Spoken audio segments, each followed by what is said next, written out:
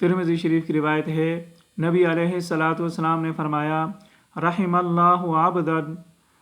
کانت لأخیہ عندہ مظلمہ فی عرض او مال فجاءہ فاستحلہ قبل ان یؤخذا۔ اللہ تعالیٰ اس انسان پر رحم فرمائے کہ جس نے مالی یا آبرو کے اعتبار سے اپنے کسی بھائی پر ظلم کیا ہو، زیادتی کی ہو، یہ اس کے پاس آئے اور اپنے معاملات کو صاف کرے، قیامت کے دن کے مواخذے سے پہلے پہلے یہیں پر دنیا میں اپنے معاملات کو نمٹا لے، اس لیے کہ وَلَيْسَ ثَمَّ دِينَارٌ وَلَا دِرْہَمٌ، قیامت کے دن تو کوئی دینار بھی نہیں ہوگا، درہم بھی نہیں ہوگا، کوئی کرنسی نہیں چلے گی، نہیں ہوگی۔ اب اگر اس کے پاس نیکیاں ہیں تو صاحب حق کو اس کی نیکیاں دے کر راضی کیا جائے گا، اس کے نقصان کی تلافی کی جائے گی،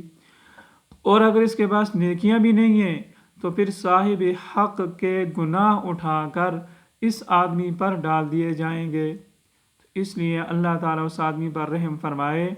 جو اپنے معاملات کو دنیا ہی میں صاف کر لے۔